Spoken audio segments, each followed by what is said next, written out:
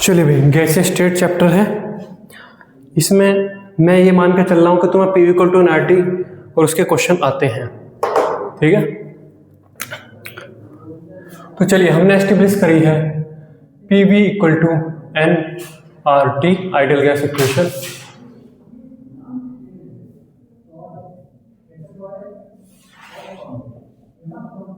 ठीक है, अब इसके आगे हम पढ़ते हैं। ठीक, इसके आगे हमारा कॉन्सेप्ट है Dalton's law of partial pressure.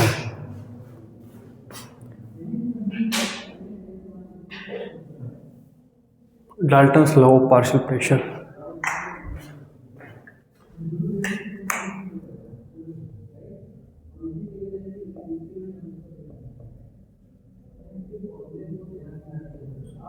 Sir कोई लिक्विड स्टेट करके भी कोई चैप्टर है हमारा?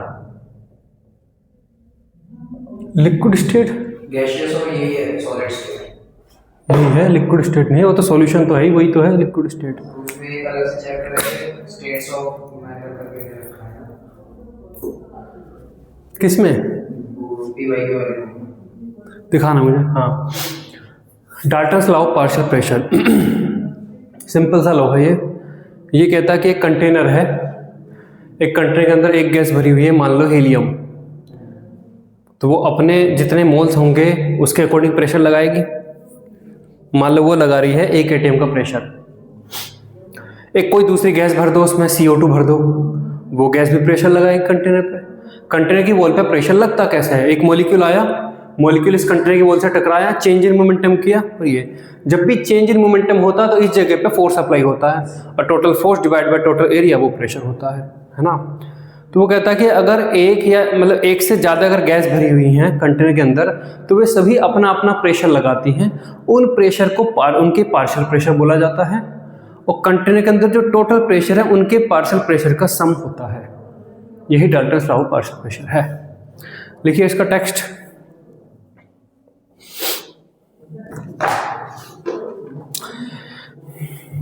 If 2 or more gases are filled in a container,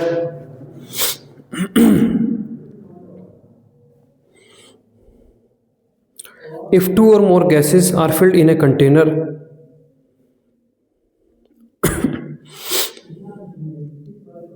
filled in a container,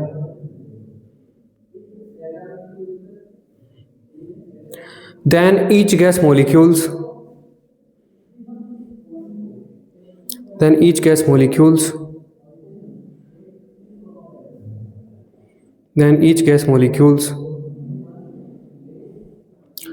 individually collides with the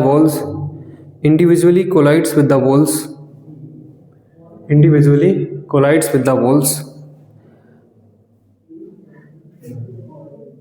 and apply individually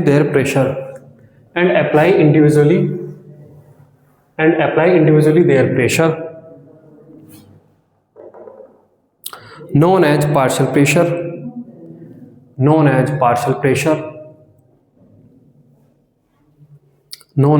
pressure,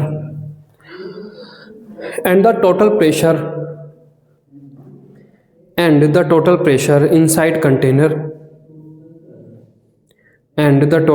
inside container is the sum of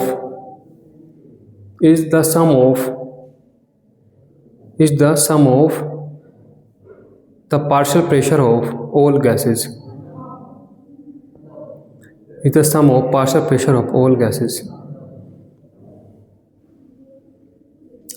next time लिखिए, assume 2 gases A and B are filled.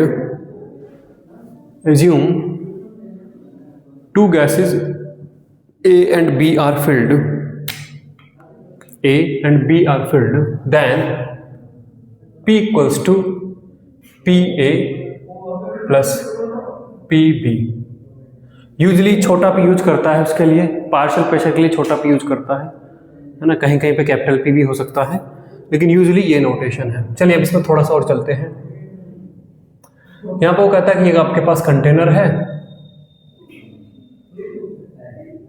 इसका volume V है, temperature T है, इसके अंदर कोई gas A है, कोई gas B है। गैस A के जो मोल है Na है, गैस B की जो मोल है NB है ना। तो बाय आइडियल गैस इक्वेशन अगर आप देखें तो जो पी ए है वो आपका NaRT डिवाइड बाय V ये आएगा, है ना, इसे स्मॉल p लिखते हैं, ठीक है। और वहीं पे जो पी बी है ये आपका NbRT डिवाइड बाय V ये आएगा, ठीक है। By Dalton's law, by Dalton's law जो P है ये आपका Pa प्लस Pb आएगा। तो यहाँ पे अगर आप देखें तो P equals to Na plus Nb RT by V आएगा। वही अब यहाँ पे देखिए Pa डिवाइड बाय P अगर मैं करता हूँ तो Pa डिवाइड बाय P करता हूँ तो आपको क्या मिल जाएगा, Na divide by Na plus Nb, और Na प्लस Nb क्या होता है, XA होता है। तो यहीं पर रिलेशन बना कि Pa जो होता है वो total pressure into mole fraction of A, इससे हम पा सकते हैं, है ना। सिमिलरली जो Pb है ये हम capital P into mole fraction of B, इससे हम पा सकते हैं, ठीक है। ये लिखिए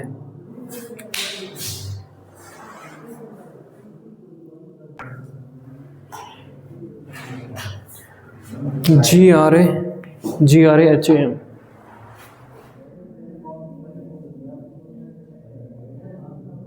grams law of diffusion, grams law of diffusion. तो पहले जानिए डिफ्यूजन क्या होता है। डिफ्यूजन, मान लीजिए आपके पास एक बॉक्स है ना, उसमें एक पार्टीशन लगा हुआ है, पार्टीशन के एक साइड में कोई गैस भरी हुई है ना, पार्टीशन के एक साइड में कोई गैस भरी हुई है।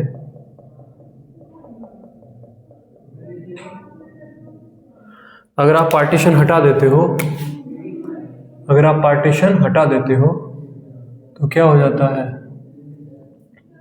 ये गैस पूरे पार्टीशन को ऑक्युपाई कर लेती है। तो ये किस प्रोसेस के थ्रू हुआ है, नहीं, ये डिफ्यूजन के थ्रू हुआ, इसे बोला जाएगा डिफ्यूजन, है ना, कि डिफ्यूजन हुआ है, इसे बोलते हैं डिफ्यूजन। वहीं इफ्यूजन एक कंटेनर है, डेफिनेशन नहीं लिखा रहा क्योंकि तुम्हें बोर्ड में तो लिखना है नहीं, इसमें समझ लो बस इसमें क्या है, ये है गैस भरी हुई है ना।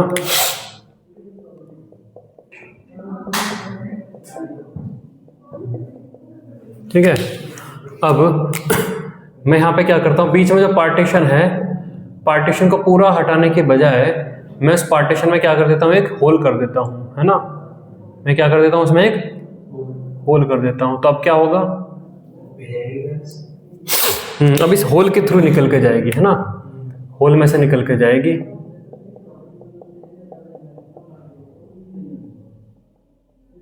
इस प्रोसेस को बोलते हैं इफ्यूजन। दोनों में मेथड वही है कि गैस के पार्टिकल रैंडमली मूव करना चाहते हैं, तो जहां पे भी उन्हें मौका मिला वे टकरा के यहाँ पे आए थे, उन्हें देखा अच्छा खाली है तो पार निकल गए, ठीक है। इसे बोल देते हैं इफ्यूजन, इसे बोल देते हैं इफ्यूजन। दोनों का कॉन्सेप्ट वही है, गैस के पार्टिकल की रैंडम वेलोसिटी। तो यहाँ पर है gas grams law of diffusion. यहाँ पर पहले देखते हैं रेट ऑफ डिफ्यूजन बोलते किसको है, rate of diffusion. Rate of diffusion यहां पर बोला जाएगा वॉल्यूम ऑफ, देखिए इसे इफ्यूजन प्रोसेस है, वैसे तो इफ्यूजन प्रोसेस है, लेकिन उसे डिफ्यूजन और इफ्यूजन यहां पे सिनोनिमस इंटरचेंजेबल वर्ड होंगे। डिफ्यूजन बोल रहे हो, इफ्यूजन बोल रहे हो, एक दोनों बातों का मतलब एक ही होगा। रेट ऑफ डिफ्यूजन बोला जाएगा volume of gas released divide by time, या तो ये होगा, यहां पे यूनिट क्या बनेगी, ml पर टाइम, ठीक है, ml या लीटर जो भी करना चाहो। वहीं पे हो सकता है इसका mole of gas divide by time. तो यहाँ पे यूनिट क्या बन जाएगी, मोल पर टाइम जो भी है। कभी भी हम इसमें यूजुअली वेट ऑफ गैस ग्राम में डिवाइड बाय टाइम इसको यूज नहीं करेंगे, ये नहीं होगा। Otherwise grams law of diffusion जो भी प्रिंसिपल है वो गलत साबित होएगा। ग्राम में बात नहीं करेंगे, या तो इसमें बात करेंगे या फिर इसमें बात करेंगे, ये चीज ध्यान रखना। रेट ऑफ डिफ्यूजन हमेशा या तो वॉल्यूम में होगा और वॉल्यूम मोल के प्रोपोर्शनल, या फिर इसमें होगा, इसमें नहीं होगा। ठीक है, चलिए बाय ग्राम, GRAHAM, ग्राम बोलता है कि जो रेट ऑफ इफ्यूजन है, रेट ऑफ इफ्यूजन या डिफ्यूजन वही है, जो रेट ऑफ डिफ्यूजन है वो प्रोपोर्शनल टू होगा partial pressure of that gas. Partial pressure of gas है ना, गैस का पार्शियल प्रेशर जितना ज्यादा है उतना ही ज्यादा उसमें एक तरीके से क्या है, मॉलिक्यूल बार बार टकरा रहे हैं, आप ऐसे मान लीजिए, और उतना ही ज्यादा तेजी से निकलेंगे। बहुत कम गैस भरी है, कम पार्शियल प्रेशर, तो कम निकलेंगे। ठीक है, वही एक चीज यहाँ पर और है ना, एक चीज और है, प्रोपोर्शनल टू 1/√के अंदर molecular weight of that gas. Molecular weight of that gas, इसके मोलिकुलर वेट के साथ अंडर में क्यों है वो थोड़ा सा आगे पता चल जाएगा। ये दो चीजें कहता है कि इसके प्रोपोर्शनल होती है। दैट इज क्या आपका बना, रेट ऑफ डिफ्यूजन, ये आपका प्रोपोर्शनल होता है partial pressure of that gas divide by वो अंडर के अंदर molecular weight of that gas. अब यहां पे देखिए, if two different gases A and B are filled, अगर दो गैसेस भरी हुई हैं तो यहां पर rate of diffusion of A divide by rate of diffusion of B है ना, इसे R बोल रहे हैं यहां पर। ठीक है, RA डिवाइड बाय RB, ये आपका हो जाएगा partial pressure of A divide by partial pressure of B, और यहाँ पर अंडर के अंदर आपका molecular weight of gas B divide by molecular weight of gas A, ये आपका आ जाएगा है ना। वहीं पर यहाँ पर आपका देखिए कुछ इस तरीके से प्रॉब्लम सेट भी बनाता है। एक इस तरीके से आपका ये कंटेनर है ना, और इसमें एक पतली सी छोटी ट्यूब लगी हुई है। इसमें क्या लगी हुई है, पतली सी छोटी ये की ट्यूब लगी हुई है। ठीक है, इसमें हमने दो गैस भर दी थी, इसमें दो गैस उसने भर दी यहां पर।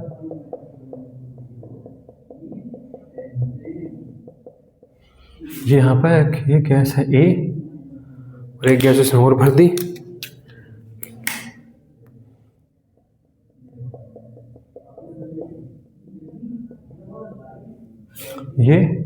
ये गैस है मान लो B।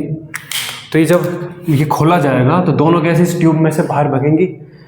ऑब्वियस है कि यहाँ पर उन्हें फैलने की जगह नहीं है, तो दोनों गैस ट्यूब जो है ट्यूब में अलग अलग डिस्टेंस कवर कर जाएंगी है ना। तो यहाँ पर देखिए नीली वाली अगर चलते हुए यहाँ पर नीली वाली अगर चलते चलते आपकी यहाँ तक पहुँच जाती है, वहीं लाल वाली चलते चलते अभी थोड़ी सी मान लो आपकी ये यहाँ तक ही पहुँची है ना। तो फिर यहाँ पर दो डिस्टेंस यहाँ पर आएंगी, एक यहाँ पर डिस्टेंस ये आएगी जहाँ तक ये पहुँची है, इसे L2 मान लो बोल रहा हूँ, और एक जो यहाँ तक पहुँची है जिसे मैं क्या बोल रहा हूँ, इसे L1 बोल रहा हूँ।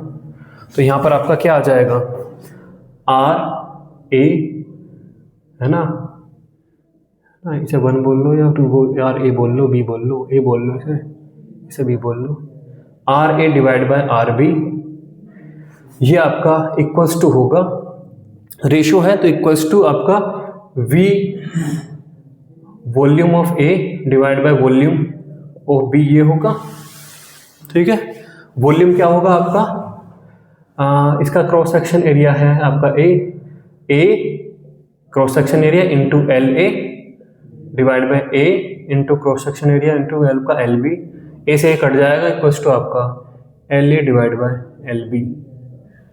तो वहीं पर ये जो रेट है आपका, रेट इक्वल्स टू आपका LA के प्रोपोर्शनल भी हो सकता है ना। इस पे भी डिफाइन हो जाएगा जितनी डिस्टेंस कवर करी है ना।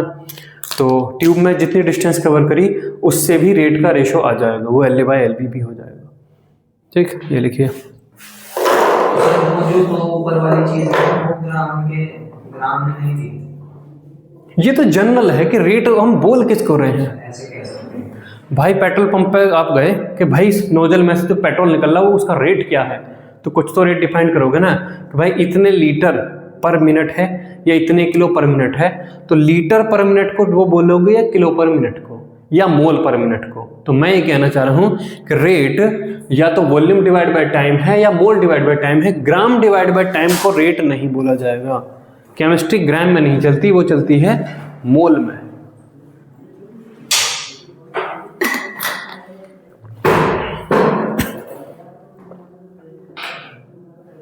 तो बीच में वो इनर्ट गैस पड़े रहने का डिफ्यूजन के रेट पे कोई फर्क नहीं पड़ेगा।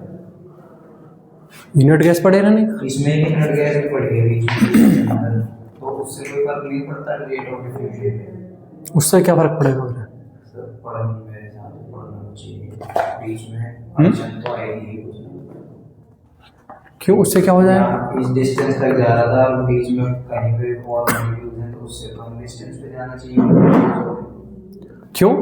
गैस के मॉलिक्यूल तो एक दूसरे से बहुत दूर दूर रहते हैं, गैस का मॉलिक्यूल सीधा निकल जाएगा जरा। अड़चन आ रही है तो उसका मतलब वहाँ पर तो लिक्विड टाइप में बिहेव कर रही है गैस, वे टकरा के फंस गई वहाँ पर गैस के मॉलिक्यूल। चलिए नेक्स्ट हमारा है काइनेटिक मॉडल ऑफ गैस। तो काइनेटिक मॉडल ऑफ गैस का डेरिवेशन फिजिक्स में केमिस्ट्री में नहीं है। काइनेटिक मॉडल ऑफ गैस वही है कि गैस के मॉलिक्यूल रैंडमली मूव करते रहते हैं, इस टाइप के पॉइंट, वो फिजिक्स में भी होगा, है ना। हाँ वो चीज़ है, वो चीज़ डेरिवेशन यहाँ पे नहीं है। मैं आगे उससे पढ़ूंगा मैक्सवेल बोल्ट्जमान डिस्ट्रीब्यूशन कर्व्स, है ना। Maxwell MAXWE Maxwell Boltzmann BOLTZMAN Maxwell Boltzmann 2 N है डिस्ट्रीब्यूशन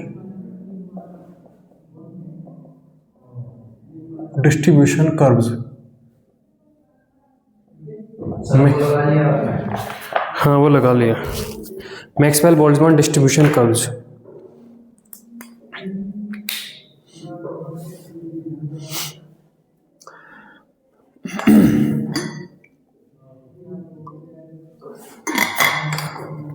जरा मुझे 2 ग्राफ प्लॉट करके दिखाइए रफ, उसमें रफ जगह में। कोई एक एग्ज़ाम होता है उसमें 100 नंबर का एग्ज़ाम है मान लो, उसमें बच्चे मार्क्स लाते हैं, है ना। तो वाई एक्सिस पर आप रखिए फ्रैक्शन, मतलब परसेंटेज ऑफ स्टूडेंट या फ्रैक्शन ऑफ स्टूडेंट, और एक्स एक्सिस पर रखिए आप मार्क्स अटेंड। इसकी प्लॉटिंग इन जनरल कैसी दिखती है, रियल लाइफ में कैसी प्लॉटिंग दिखती है? वाई एक्सिस पर परसेंटेज ऑफ स्टूडेंट कि इतने परसेंट स्टूडेंट इतने मार्क्स, है ना, और एक्स एक्सिस पे नंबर ऑफ मार्क्स अटेंड। इसकी प्लॉटिंग करिए कैसी आती है रियल लाइफ सिनेरियो में। सर परसेंट ऑफ स्टूडेंट ने कितने परसेंट दे रहे हैं नहीं, 100 मतलब मान लो 1 लाख स्टूडेंट दे रहे हैं तो इतने परसेंट कि 10,000 बच्चे ने इतने मार्क्स ऑब्टेन करे, ग्राफ आएगा ना कुछ। वो सारे बच्चे सेम मार्क्स थोड़ा ना ला रहे हैं। तो वाई एक्सिस पे आपकी है परसेंटेज ऑफ स्टूडेंट या फ्रैक्शन ऑफ स्टूडेंट, और एक्स एक्सिस पे नंबर ऑफ मार्क्स ऑब्टेन्ड है। इसकी प्लॉटिंग कैसी दिखती है?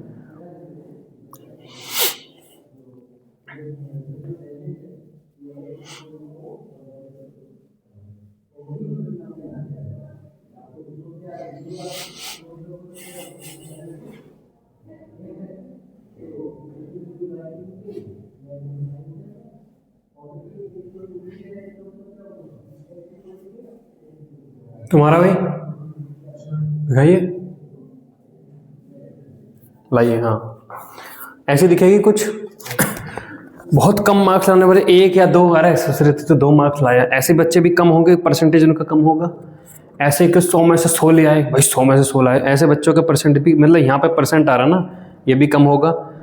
मीडियोकर मार्क्स लाने वाले बच्चों का परसेंटेज भी ज़्यादा होगा, है ना। 60-70 नंबर लाने वाले का परसेंटेज भी ज़्यादा। तेरे कितने हैं 60, मेरे कितने हैं 61, मेरे कितने हैं 62, ऐसे बच्चे ज़्यादा होंगे तो ये पीक यहाँ पे उठ जाएगा।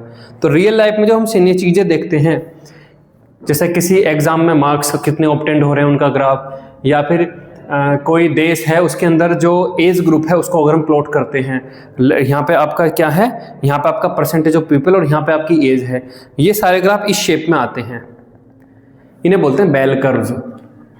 बेल बेल मतलब वो वाला बेल नहीं, घंटी वाली बेल, है ना, बेल कर्व्स, है ना। उसी तरीके से एक कंटेनर के अंदर अगर गैस भरी हुई है कोई, तो गैस के मॉलिक्यूल रैंडम वेलोसिटी से मूव कर रहे हैं। गैस के, तुम्हें क्या लगता है गैस के सारे मॉलिक्यूल सेम वेलोसिटी के साथ मूव करते हैं कि भाई 600 मीटर पर सेकंड है तो सारे के सारे 600, कि तेरी कितनी 600, तेरी कितनी 600, ऐसा होता है? या कुछ ऐसा होता है कि भाई कुछ 1000 मीटर पर सेकंड से भी कर रहे होते हैं, कोई 300 मीटर पर सेकंड से भी कर रहे होते हैं, बहुत सारे 600 के आसपास कर रहे होते हैं, ऐसा ही होता है। तो जो गैस के मॉलिक्यूल हैं वे बेल कर्व को ही फॉलो करते हैं, और जो हम बेल कर्व प्लॉट करते हैं तो हम कुछ वेलोसिटीज की बात करते हैं, यही है मैक्सवेल बोल्ट्जमान कर्व, है ना। तो इसमें लिखिए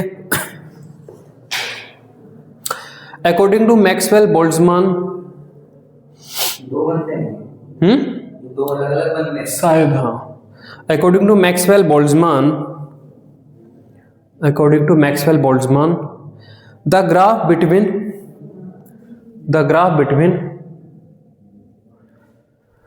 फ्रैक्शन ऑफ मॉलिक्यूल बोले या परसेंटेज ऑफ मॉलिक्यूल, एक ही सेंस है उसका या अलग अलग सेंस है? बस 100 से उसमें मल्टीप्लाई कर दी, इसमें मल्टीप्लाई नहीं करी। Between the fraction of molecules and relative speed, उनके अकॉर्डिंग जो स्पीड है, रिलेटिव स्पीड, यहां पर आपने प्लॉट किया था रिलेटिव मार्क्स, है ना, and relative speed has the following bell curves, has the following bell curves, has the following bell curves. और बेल कर्व मैंने बता दिया कि इन जनरल जो चीजें हैं स्टेटिस्टिकली जब वे प्लॉट की जाती हैं तो वे बेल कर्व उनमें आता है ना, ठीक है। तो यहां पर देखिए, तो ये इस तरीके का कर्व आपका आता है। यहां पे आपकी स्पीड है, स्पीड ऑफ मॉलिक्यूल मीटर पर सेकंड में, और यहां पर आपका है फ्रैक्शन ऑफ मॉलिक्यूल। इसी फ्रैक्शन को अगर आप 100 से मल्टीप्लाई कर दो तो आपको मिल जाएगा परसेंटेज ऑफ मॉलिक्यूल। तो ये कुछ ग्राफ इस तरीके से आता है, ये यहीं से शुरू हो जाता है, 0 शुरू होता है, फिर आपका ये और आपका ये, ऐसा। ये यहाँ पे जाकर मिलेगा नहीं मिलेगा उसकी वो चर्चा नहीं करता, लेकिन यहाँ से ही यहाँ स्टार्ट होता है। क्यों? लॉजिकल है कि कोई भी मॉलिक्यूल 0 वेलोसिटी का तो नहीं होगा कि वो चुप बैठा है कि भाई तू क्यों बैठा है, मैं आलसी हूँ, ऐसा तो नहीं होने का ना। तो ये ग्राफ यहाँ से शुरू होगा, यहाँ पे कहाँ पे जाके कट करेगा उसके लिए कुछ ऐसी चर्चा नहीं करता, क्योंकि कोई गैस का मॉलिक्यूल हो सकता है कि 2, 3, 4 हजार, कोई ऐसी कट शार्प कट नहीं है कि भाई इतने पे कट हो जाएगा। अब यहाँ पर जब तुमने ग्राफ प्लॉट किया कितने मार्क्स अटेंड करे, तो एक पॉइंट वो आया होगा कि भाई इस मार्क्स पे सबसे ज्यादा बच्चे हैं, आया था ना कि भाई 63 मार्क्स सबसे ज्यादा बच्चों का आया है। ऐसे ही यहां पर कुछ आएगा कि 605 मीटर पर सेकंड सबसे ज्यादा मॉलिक्यूल है जिनकी वेलोसिटी 605 मीटर मॉलिक्यूल है। तो जो ग्राफ का पीक होगा वही होगा, वो जो ग्राफ का पीक है, जो ग्राफ का पीक है उसके अकॉर्डिंग एक वेलोसिटी आएगी, है ना। इस वेलोसिटी को बोला जाता है मोस्ट प्रोबेबल, VMP, VMP इसे बोला जाता है मोस्ट प्रोबेबल। मोस्ट प्रोबेबल मतलब जो सबसे ज्यादा मॉलिक्यूल जिस वेलोसिटी को रख रहे हैं।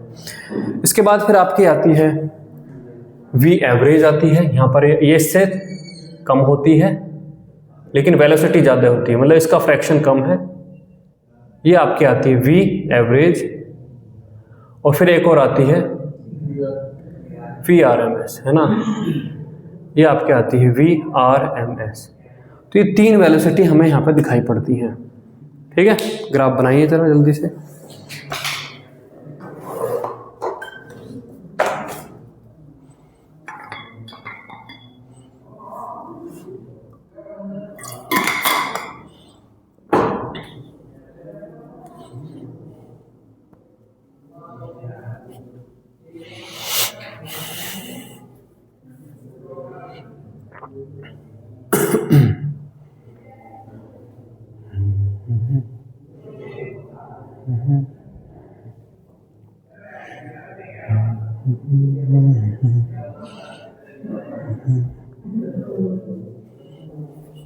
सर किसी भी गैसियस सिस्टम की एवरेज वेलोसिटी 0 होती है।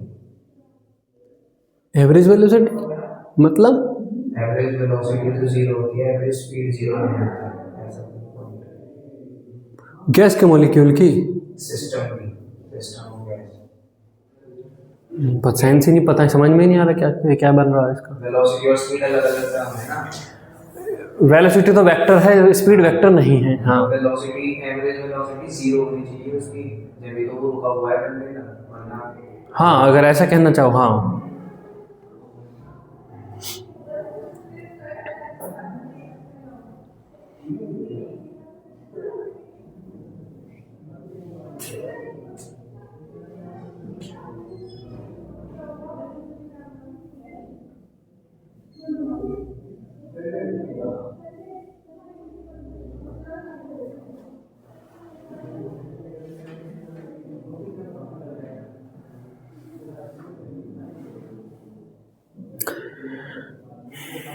क्या गैस के जो मॉलिक्यूल हैं कंटेनर की वॉल से फिजिकली एक्चुअली में टकराते हैं? एक्चुअली में फिजिकली टक्कर होती है? सर एक्चुअली तो कोई भी चीज नहीं टकराती कभी। क्यों गाड़ियां दो टकरा रही हैं, टकरा नहीं रही हैं अभी? मैक्रो लेवल पर टकरा रही है ना। मैक्रो हाँ माइक है, माइक्रो लेवल में तो कोई चीज टकराती नहीं। तो क्या होता है उसमें? रिवर्स। हाँ मतलब गैस के दो, एक ये दीवार है, दीवार किससे बनी है? एटम से। गैस का मॉलिक्यूल है वो भी एटम से मिलकर बना है। पास आएगी आएगी आएगी, इतनी फिर पास आने लगेगी कि फिर एटम, दीवार के एटम के इलेक्ट्रॉन और गैस के मॉलिक्यूल के एटम एटम में इतना स्ट्रॉन्ग रिपल्सन होएगा कि बस वो एक जगह जाकर रुक जाएगी, फिर वहाँ से फिर बाउंस हो जाएगी। आप ऐसे ही मान लीजिए ये एक मैग्नेट का नॉर्थ पोल है और ये भी मैग्नेट का नॉर्थ पोल है। जब ये ऐसे जाएंगे, अगर मैग्नेट बहुत स्ट्रॉन्ग है तो ऐसे जाएंगे, वेलोसिटी घटती चली जाएगी, एक डिस्टेंस पाक है, फिर ये रिपेल कर जाएंगे। एक्चुअली में ऐसा टक्कर नहीं हुई है ना, इस तरीके से होती है। बना लिया ये?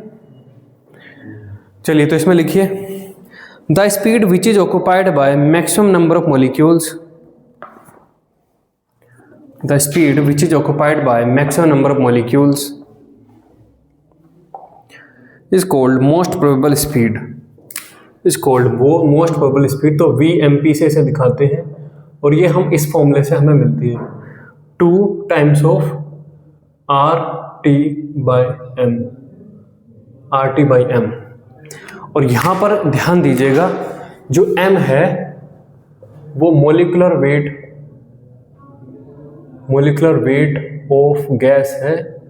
और अगर आपको यहाँ से वेलोसिटी लेनी है तो मोलिकुलर वेट को आपको इन किलोग्राम आपको रखना होगा। ग्राम में रखोगे तो गलत आ जाए क्योंकि यूनिट मैच नहीं करेंगे। आर की यूनिट 8.314 जूल पर मोल पर केल्विन, और जूल तब आता है जब किलोग्राम अंदर होता है। और अगर यहाँ पे तुमने मोलिकुलर वेट CO2 मान लो और 44 ग्राम रख दिया तो गलत आएगा। 0.044 आपको किलोग्राम रखना होगा, तब आपको वेलोसिटी मिलेगी। हाँ क्योंकि मीटर यूनिट तो मैच कराओगे ना, ग्राम। हाँ सोचा नहीं होगा, मैंने एक बार ये किया था, कर रहा था मैं, मुझे वेलोसिटी जो है मुझे बहुत ज़्यादा मिलने लगी है ना। इतनी ज़्यादा, इतनी तेज़ घूमते हैं मॉलिक्यूल, तो मुझे थोड़ा सा पता चले, मतलब क्योंकि कहीं पे ऐसा जिक्र नहीं होता कि किलोग्राम रखोगे, किलोग्राम में रखोगे, ग्राम में। जब एक्चुअली में वो इस फॉर्मूले से वेलोसिटी निकलवाना चाहता तब आपको पक्का समझ में आएगा, होश आएगा कि अच्छा ये तो किलोग्राम में रखनी है, यूनिट मैच नहीं करेंगे है ना।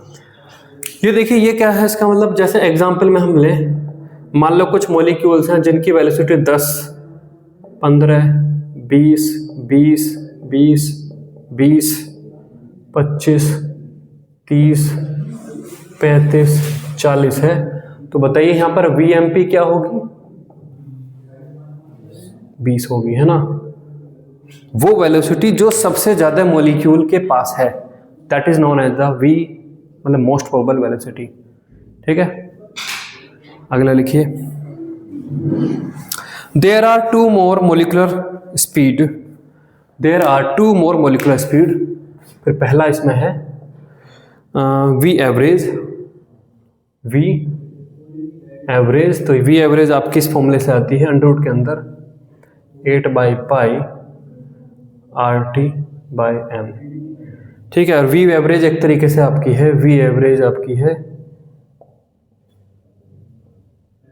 ये आपकी V1 plus V2 plus V3 plus Vn divide by n, ये इससे दी गई है। ठीक है। उसी तरीके से एक और वेलोसिटी है VRMS, और ये आपकी आती है अंडर रूट के अंदर 3 times of RT by m। और ये अगर आप देखो तो जो VRMS है वो आपकी अंडर रूट के अंदर V1 square plus V2 square plus V3 square plus dot dot dot dot Vn square divide by n। Root और स्क्वायर्स का मीन है, स्क्वायर्स का मीन और उसका अंडर रूट है, ये आपकी है VRMS। ठीक है।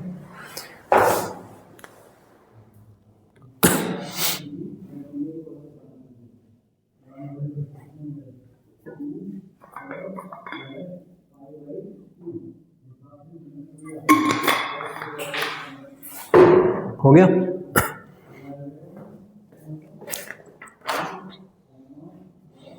इन तीनों का एक रेशियो आता है, मेरे जो लिखा हुआ नहीं वो,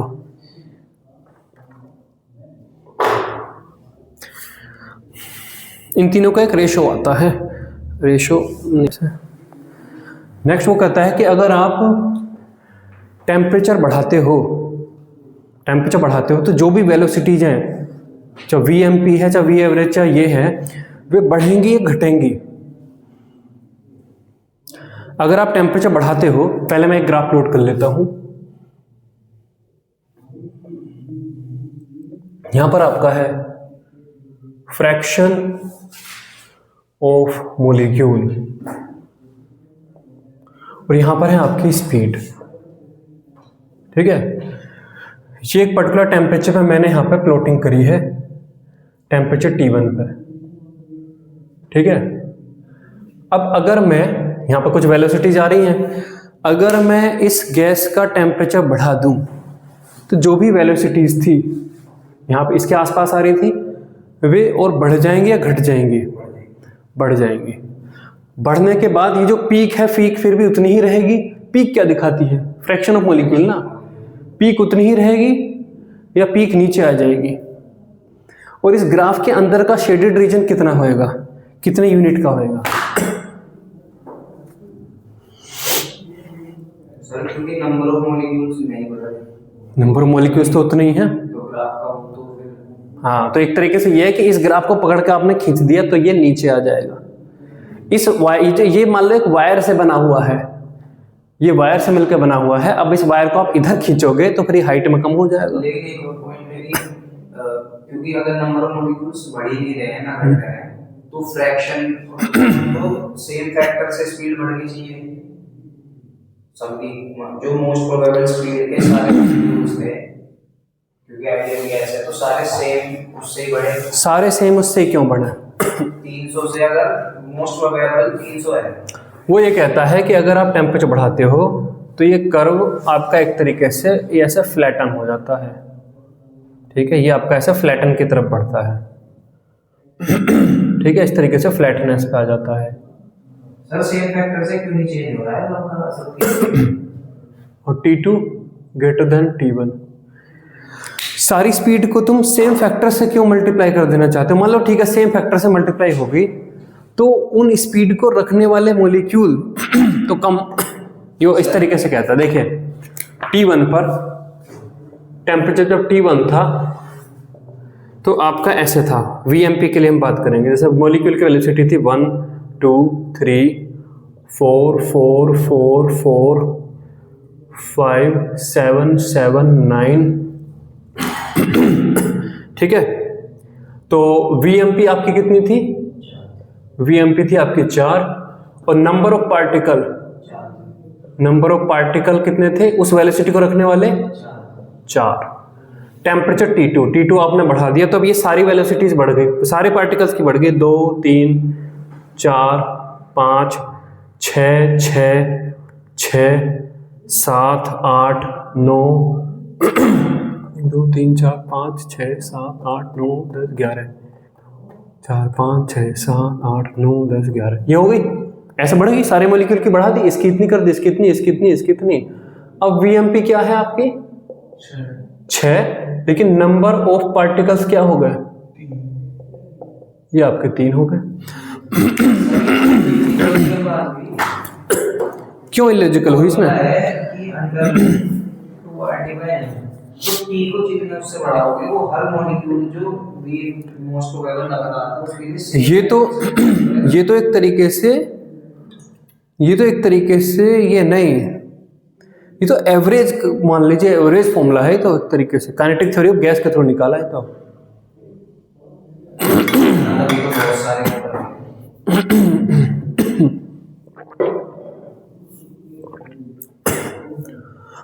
उस फॉर्मूले से आप बता पा रहे हो कि 4 से 6 हो गई, उस फॉर्मूले के थ्रू ये बता पा रहे हो, लेकिन उस फॉर्मूले से फ्रैक्शन की जानकारी थोड़ी ना मिल रही है आपको, फ्रैक्शन कितने से कितना हुआ। वो फॉर्मूला आपको इस टेम्परेचर से इस टेम्परेचर पर जो है 4 से 6 हो जाएगी, ये बता रहा ना। उसके साथ साथ फ्रैक्शन कितने % कम हो रहा ज्यादा, और वो थोड़ा ना फ्रैक्शन कांस्टेंट ऐसे थोड़ा ना कोई कह रहा। सर लेकिन मान लो 5 मॉलिक्यूल की 4 मीटर पर सेकंड थी, टेम्परेचर जितना फैक्टर बढ़ाऊंगा हर एक मॉलिक्यूल में आप सेम फार्मूला लगाओगे, हर मॉलिक्यूल में सेम फार्मूला लगा के लिखोगे आप लास्ट की स्पीड।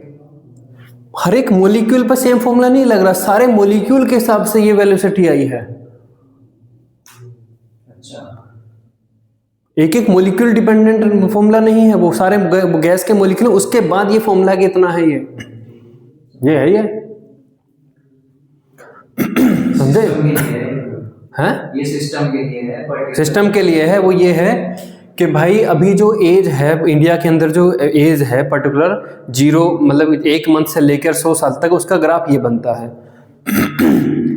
अगर कोई दवाई आ जाए ऐसी जिससे लोग ज़्यादा जीने लगे, तो फिर लोगों की जो एवरेज एज है वो आगे वाले एज वाले पैमाने पर आगे खिसक जाएगी, पैमाने पर आगे खिसक जाएगी ना। लेकिन सबसे ज़्यादा एज में जो जी रहे हैं या एक पर्टिकुलर टाइम पे एग्जिस्ट कर रहे हैं, उनका फ्रैक्शन कम हो जाएगा, उससे वो थोड़ा ना मतलब है। इसी तरीके से है कि ये एक वायर है, आप इस वायर को आगे खींचोगे तो ये नीचे आ जाएगा, ऐसा मान लीजिए। ठीक है। ऑल्सो एक ग्राफ और आता है, 5वां पॉइंट है ये।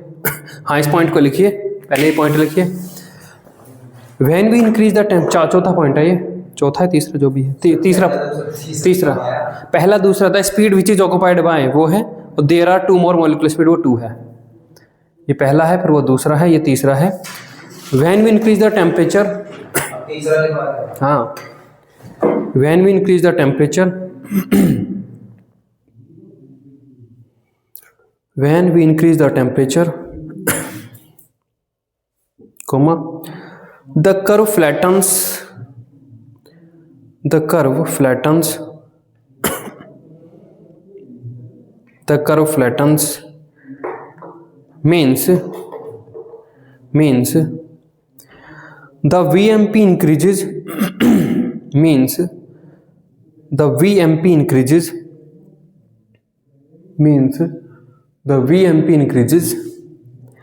but the fraction of molecules having VMP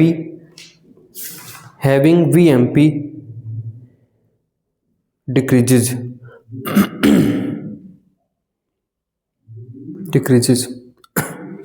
और ये ग्राफ बनाइए, इस तरीके से ग्राफ आता है। ये आपकी VMP टेम्परेचर T1 पे है,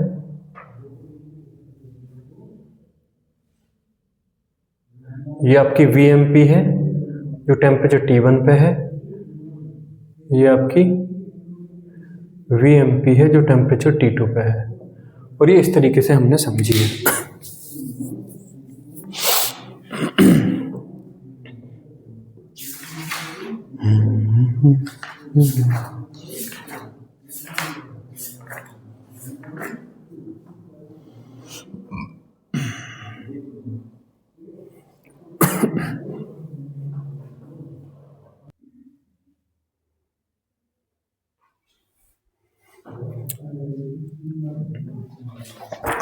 ठीक है, चलिए अब आगे चलते हैं।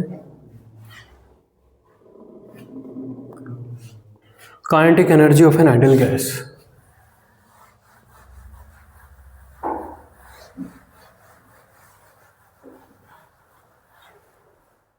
सही तो चौथा ही बनता है। हाँ चौथा। ये तो आप 5 अरे एक पॉइंट वो है कि बहुत कुछ मॉलिक्यूल की वेलोसिटी ज़्यादा होती है, कुछ की कम होती है, मतलब बेल कर्व वाली बातें बता रहा था, वो पॉइंट मैंने हटा दिया। कुछ उसमें है थोड़ा ना, ये तो तुम्हें पता है ना, कुछ मॉलिक्यूल की बहुत ज़्यादा है, कुछ की कम, कुछ के बीच में, ये पॉइंट बना रखा था तुमने। Kinetic energy of an ideal gas.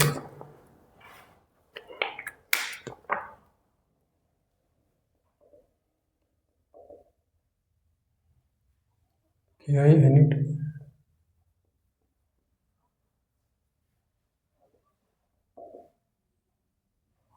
Ideal gas. तो यहाँ पर देखिए kinetic energy of one molecule, देखिए kinetic energy of one molecule, ये आपकी हो जाएगी 1/2 mv/ms इसका स्क्वायर, KTG के थ्रू हमने ये लिया है, ठीक है। m यहाँ पर क्या है? नहीं, मास ऑफ वन मॉलिक्यूल है ये। एक मॉलिक्यूल काइनेटिक एनर्जी तो एक मॉलिक्यूल का मास है ना। अब kinetic energy of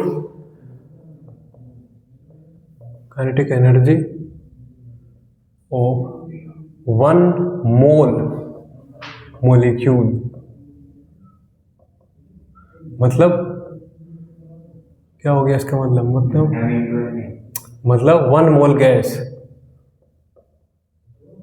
one mole gas होगी ना। हाँ तो यहाँ पे हम क्या करेंगे, 1/2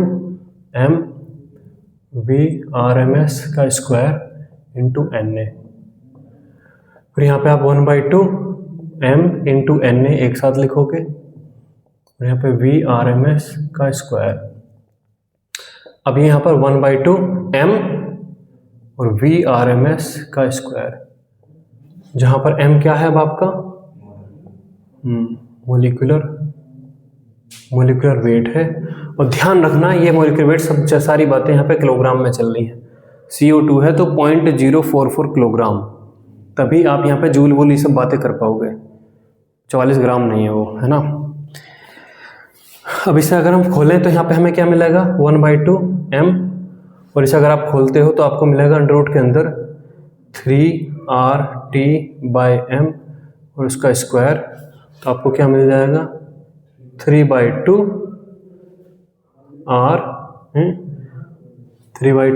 RT, ये मिल जाएगा 3/2 RT, है ना। और अब यहाँ पर है एवरेज काइनेटिक एनर्जी,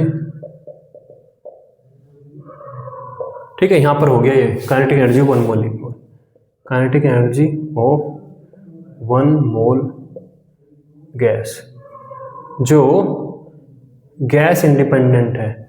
क्या है ये, गैस इंडिपेंडेंट है ना। गैस नहीं आ रही ना, मोलिकुलर वेट का एक्सप्रेशन नहीं आ रहा इसमें। Average kinetic energy of one molecule में यहाँ पे कहता है, वन मॉलिक्यूल में कहता है 3/2 RT डिवाइड बाय Na, ये एक मोल की है, divide by Na equal to 3/2 R constant, Na भी एक कॉन्स्टेंट, डिवाइड बाय T, है ना। तो यहाँ पे 3/2 K कैपिटल है, छोटा है KT, ये होती, जहाँ पर K क्या है आपका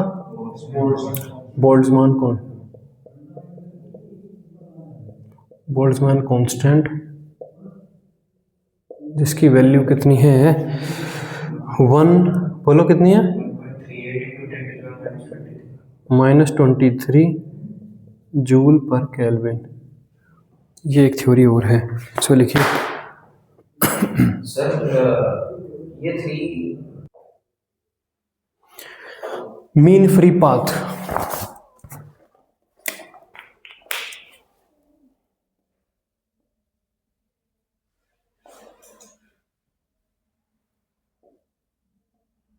मीन फ्री पाथ। तो देखिए गैस के मॉलिक्यूल रैंडमली मूव करते रहते हैं और फिर वे गैस के मॉलिक्यूल आपस में टकराते भी हैं।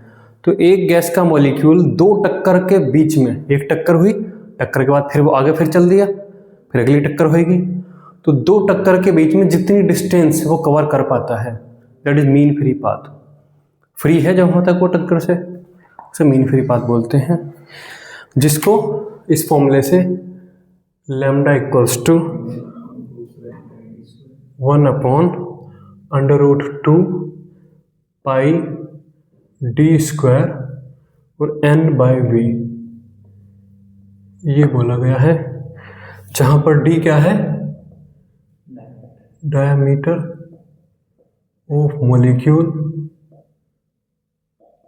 और यहाँ पर n/v यहाँ पर है number of molecule per unit volume, molecule per unit volume. Definition लिखाने की जरूरत है?